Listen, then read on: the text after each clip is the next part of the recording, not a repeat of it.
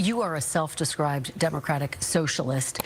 Do you think that billionaires have a right to exist? I don't think that we should have billionaires because, frankly, it is so much money in a moment of such inequality. And ultimately, what we need more of is equality across our city and across our state and across our country. And I look forward to work with everyone, including billionaires, to make a city that is fairer for all of them. All right. So this brother said, I don't even think we should have billionaires. I don't think we should have billionaires because if we have billionaires, then that means everybody else is broke. Nah, bro. That's in other countries that you're talking about. Those are the socialist countries that you're trying to turn ours into. You know, the ones where the rich get richer and the poor get poorer? No, we can actually spread the wealth here. We can have billionaires and millionaires living great amongst each other. We can have people that's in, that's making a nice living. But at the end of the day, nobody has to be poor. And you don't have to take from the billionaires to give to the poor. You can take some knowledge. You can take the mindset that they have. But unfortunately, if you have socialist leaders constantly telling people that they don't have to work as hard as the billionaire worked to go get it, that the billionaire will take care of them, that all they have to do is complain to the federal government and they would take care of whatever they're lacking. They would give them whatever they're lacking. Then these people will never get to a status of financial freedom. They will never get to a status of even financial literacy because if they do become rich, they're just going to throw it out the daggone door. Why? Because people who work for what they get, they appreciate it the most.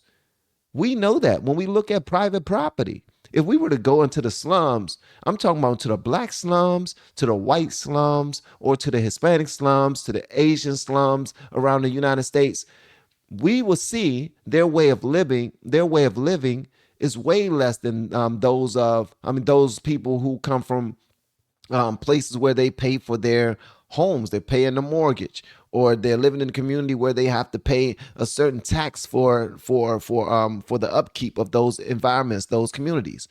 Like, we got some skin in the game. We usually take care of what we help build or what we purchase or what we're investing in. But if we're always telling people that they don't have to invest, we'll just take money out of the pockets of the people who have that mindset already and we'll give it to you, then we're just going to destroy it and not really appreciate it ever.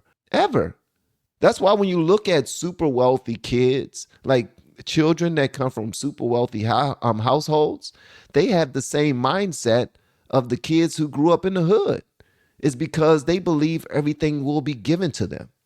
So they don't have to work as hard to get it. They believe that eventually it's going to be passed down to them. So they don't really have the same strength and mindset of their parents and grandparents that built it. Unless they have some strong parents and grandparents who teach them to go after it themselves, and then they'll do so. But other than that, bro, this socialist mentality is going to ruin this nation. Let me play this right here. Y'all let me know whatever y'all want me to know in the comments. This is only a minute and a half long video. And I really wanted y'all to see this to make up your own mind about Zohran Mamdani. All right. Thank you again, guys, for pulling up. Make sure y'all hit that like button and share this if you will. What the purpose is about this entire project, it's not simply to raise class consciousness, but to win socialism. And obviously raising class consciousness is a critical part of that. But making sure that we have candidates that both understand that and are willing to put that forward at every which moment that they have, at every which opportunity that they're given.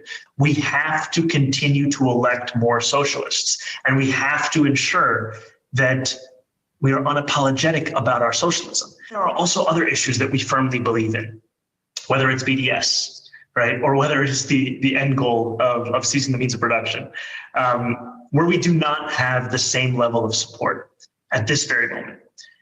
And what I want to say is that it is critical that in the way that we organize, in the way that we set up our work and our priorities, that we do not leave any one issue for the other, that we do not meet a moment and only look at what people are ready for, but that we are doing both of these things in tandem, because it is critical for us to both meet people where they're at and to also organize for what is correct and for what is right, and to ensure that over time we can bring people to that issue. The ramifications of victory here is the difference between life and death for so many of our brothers, sisters, and family beyond the binary across this borough of Queens. It's the difference between having cash bail anymore or not. It's the difference between having sex work be decriminalized and not. And with every battle that we fight as socialists, we need to remember what the stakes are and ground ourselves in them and why those stakes are important and critical to us as individuals. I think it's so important for them to become to bring more socialists in the game is because these are the people who manipulate the average Joe, the average Jane. They manipulate them into believing that you don't have to work hard. Let us work hard for you. You don't have to protect yourself. Let us protect you. Everybody should get the same level of education. Everybody should get the same insurance. Everybody should make the same money and have the same way of living. No, it doesn't work that way. You won't even teach your children that. And I doubt, see, here's the thing too. So the thing that really pissed me off about this is that I'm certain that he didn't get to where he is from socialism. The same way AOC didn't get to where she is from socialism. She did not get to where she is by waiting on somebody else to do it for her. She actually grew up in a well-to-do neighborhood, went to a well-to-do school, was taught to go out and get an education and strive for the best. And if you want to make some real money, you need to go after it. And that's exactly what she's doing. But now, to make her money get bigger and bigger and bigger, she's learned that socialism pays. Look at Bernie Sanders. I mean, look at anybody that's on the socialist side. They get paid. They are padding their pockets from government work. Like, if you think about it, and they're just trying to just completely diminish the mindset of those people who will vote for them. It's not helpful. It's not building a nation of thinkers or free thinkers anyway. It's building a nation of slaves. It's building a nation of people who just will complain and complain and complain and wait for their socialist leader to go out there and do a powerful speech and hopefully help have the government fix or pay for whatever it is they're complaining about. It never goes off well. This is absolutely insane. And then on top of that, a lot of these people who claim socialism and claim that they are so against capitalism, I would love for you to go look at their bank accounts. I would love for you to go look at how their money is being spread, how they are investing. I would love for you to go look at how many years they spent in school and what type of grades they got. If they took it seriously, right? If they invested into themselves, why are they now telling people not to do that? Why are they now telling people that we got you? The government will take care of you. This is complete BS right here, man. Maybe I'm reading this wrong. Y'all let me know what y'all think about this in the comments. Be absolutely appreciated.